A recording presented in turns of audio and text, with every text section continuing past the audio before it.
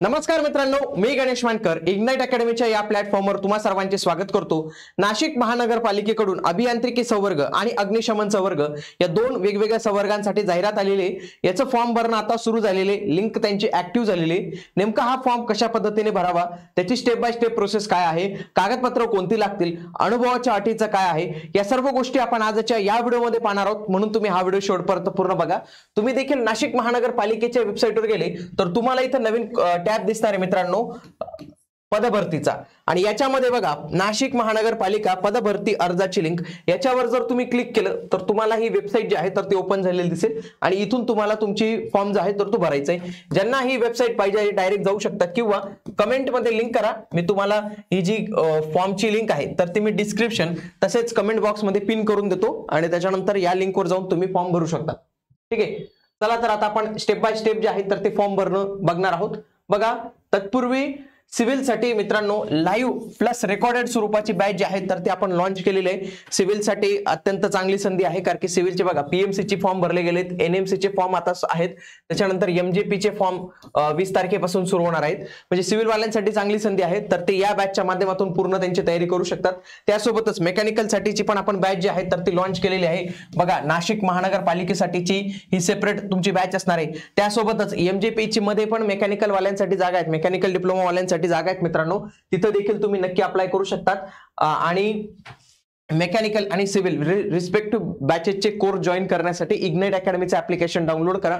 बघा, मेकॅनिकलची ही एकमेव अशी बॅच आहे की ज्याच्यामध्ये तुम्हाला टेक्निकल आणि नॉन टेक्निकल दोन्ही तेही महाराष्ट्रातील सर्वात एक्सपर्ट फॅकल्टीज द्वारे तुम्हाला हे सर्व लेक्चर जे आहे तर ते बघायला मिळणार आहेत मित्रांनो। चला तर आपण फॉर्म कशा पद्धतीने असतो तो पाहणार आहोत। बघा, इथं सगळ्यात आधी न्यू रजिस्ट्रेशन वर क्लिक करायचं। बघा, परीक्षा ही टीसीएस या कंपनीकडून जी आहे तर ती घेतली जाणार आहे मित्रांनो। ओके, आणि मी इथं क्लिक करेन। आता हे क्लिक केल्यानंतर हे लोड होतं।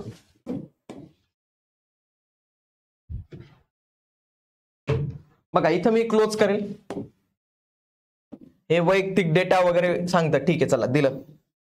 आता सगळ्यात पहिली जी स्टेप्स आहे ना मित्रांनो, त्या पहिल्या स्टेप्स मध्ये आपल्याला आपला युजर आयडी आणि पासवर्ड हा तयार करायचा असतो। आणि हा तयार करण्यासाठी काय करायचं, बघा इथं सगळ्यात आधी तुम्हाला तुमचं काय विचारलं जातं, फर्स्ट नेम, तुमचं मिडल नेम आणि तुमचं लास्ट नेम। आता हे कशा पद्धतीने भरायचं मित्रांनो, जे तुमच्या 10वीच्या याच्यावर आहे ते, 10वीच्या याच्यावर आहे ते।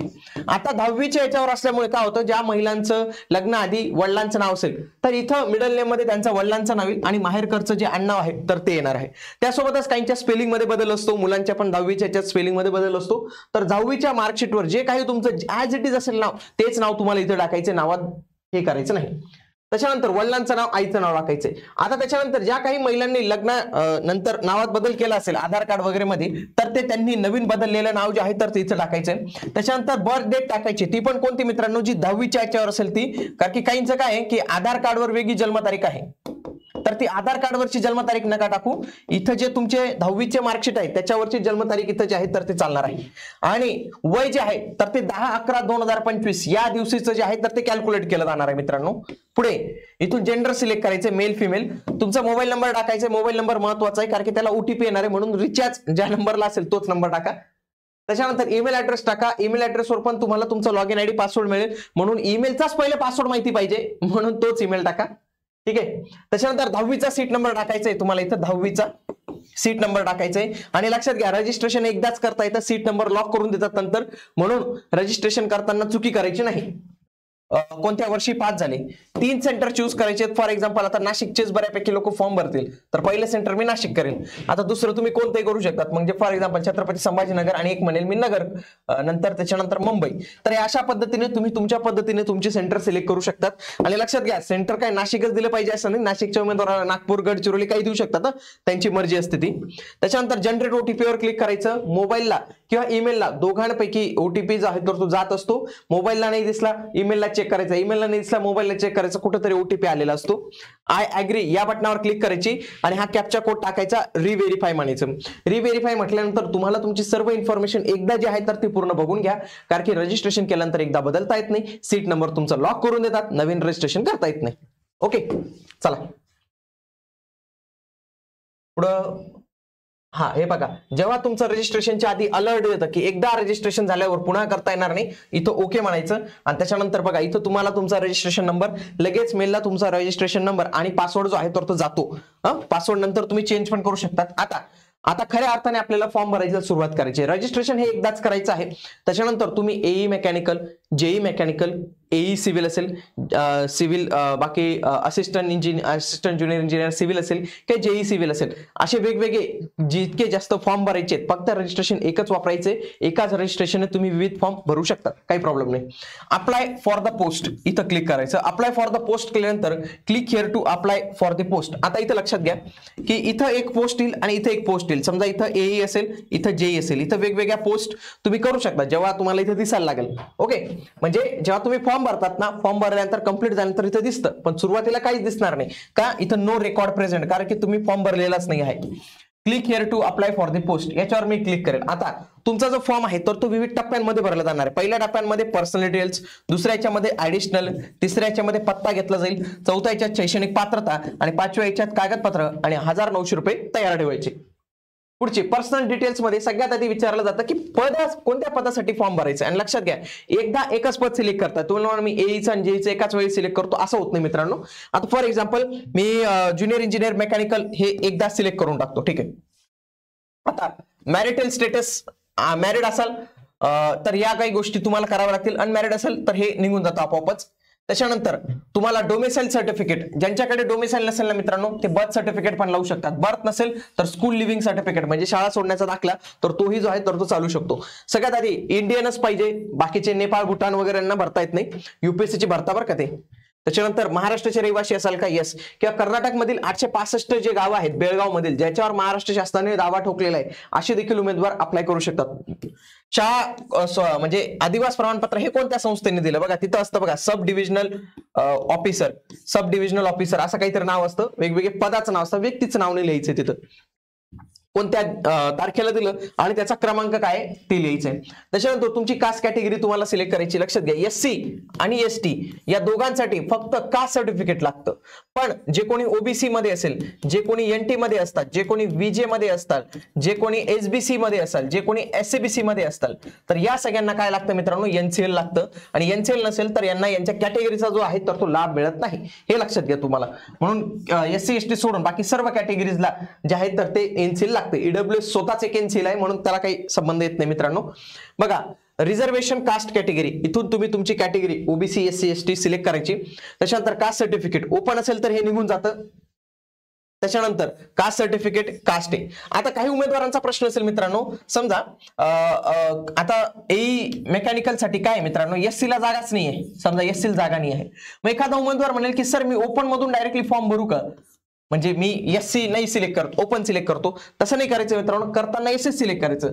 नंतर जर पद ऍड झाली तर काय करायचं, नंतर जर एससी ची पद ऍड झाली तर तुम्ही कॉम्पिटिशन ओपन मधून करणार, तुम्ही एससी मधनं करू शकणार नाही. म्हणून आता एससी मधनं करा, भविष्यात नाही झालं तुम्हाला ओपनची जागा अवेलेबल आहेतच. त्याच्यानंतर नॉन क्रिमिलियर सर्टिफिकेट जे आहे तर ते मी सांगितलं कोणाकोणाला आहे, तर त्यांना ही सगळी डिटेल्स जे आहे तर ती पाहिजे मित्रांनो. त्याच्यानंतर आयडेंटिफिकेशन मार्क्स जे आहेत तर ते तुम्हाला टाकायचं आहे.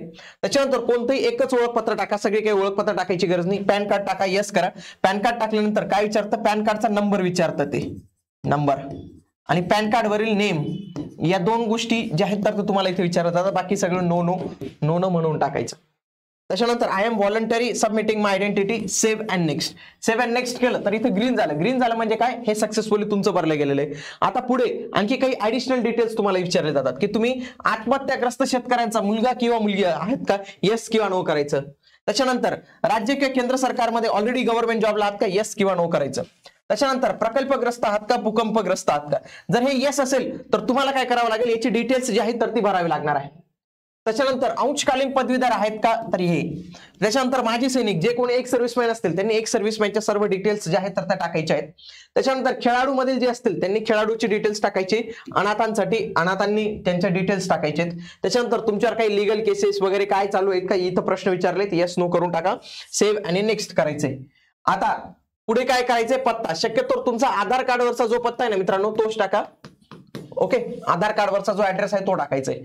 आता त्याच्यानंतर सगळ्यात महत्त्वाची स्टेप म्हणजे एज्युकेशनल क्वालिफिकेशन. सगळ्यात आधी मराठी भाषेचं ज्ञान आहे का, येस. येस असेल तरच फॉर्म भरता येतो. त्याच्यानंतर 10वीच्या डिटेल्स टाकायचे, तिथं स्टेट बोर्ड, शाळेचं नाव, पर्सेंटेज, त्याच्यानंतर किती मार्क मिळाले आणि किती पैकी होते तर ते तुम्हाला इथं सिलेक्ट करायचं. त्याच्यानंतर ज्यांची 10वी नंतर डायरेक्ट डिप्लोमा केला असेल त्यांनी 12वीची डिटेल्स नाही भरली तरी चालते, म्हणजे त्यांची 12वी झालेलीच नाही त्यांना डिटेल्स नाही भरलं तरी चालेल, कारण की रेड नाही आहे.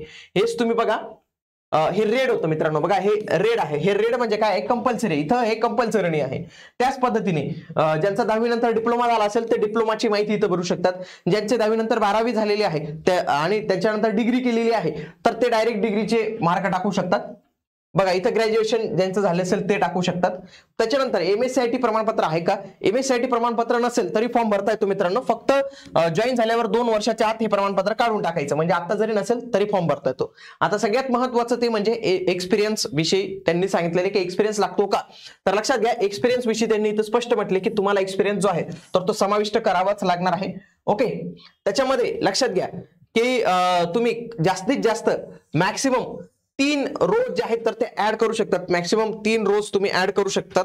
आता याच्यामध्ये प्रॉब्लेम असा होऊन जाईल मित्रांनो, ज्यांचा एक्सपिरियन्स 3 वर्षाचा आहे परंतु त्यांनी संस्था या फ्रिक्वेंट बदललेल्या आहेत. फॉर एक्झाम्पल एखाद्याचं समजा 2020 पासून पकडूया, 2020 ते 21 याच्यामध्ये 6-6 महिन्यामध्ये एक संस्था पकडली.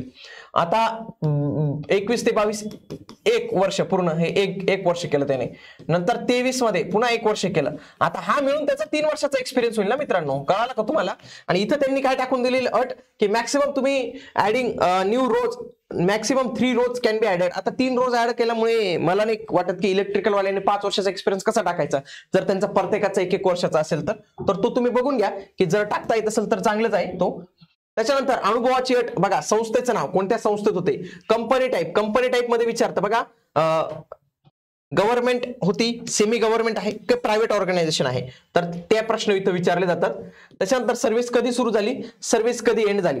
त्याच्यानंतर बघा इथं you can add multiple experience, इथं ऍड 3 रोज घेतलेले आहे, म्हणजे ऍड न्यू रोज, पुन्हा नवीन रोज घ्यायची जर 1 वर्षाचा असेल. आणि एकाच कंपनीत 3 वर्षाचा असेल तर वेल अँड गुड, काहीच गरज नाही, पुन्हा रो ऍड करायची, सेव्ह आणि नेक्स्ट करायचं. समजा मी एक्सपिरियन्स टाकलाच नाही तर काय होईल मित्रांनो, डायरेक्ट म्हणतं please enter the name of the organization for row 1 under the experience details. तर त्याच्याशिवाय मला पुढे जाऊच देत नाही जोपर्यंत मी एक्सपिरियन्स विषयी माहिती भरत नाही. त्याच्यानंतर समजा माझा 1 वर्षाचा एक्सपिरियन्स आहे, मग काय होईल मित्रांनो, समजा मी इथं 1 वर्षाचा टाकून पाहिलं, मी असं प्रॅक्टिस करून पाहिली की 1 वर्षाचे होतं का, डायरेक्ट सांगतं you are not eligible to apply for this post, you need minimum 3 year experience, म्हणजे 3 वर्षाचा अनुभव मला पाहिजेच आहे. मग मी इथं क्लोज वर करणार आहे आणि मी डिटेल्स टाकणार आहे, म्हणजे ज्यांच्याकडे अनुभव असेल त्यांनी अनुभव भरायचा. बघा डेटा सक्सेसफुली.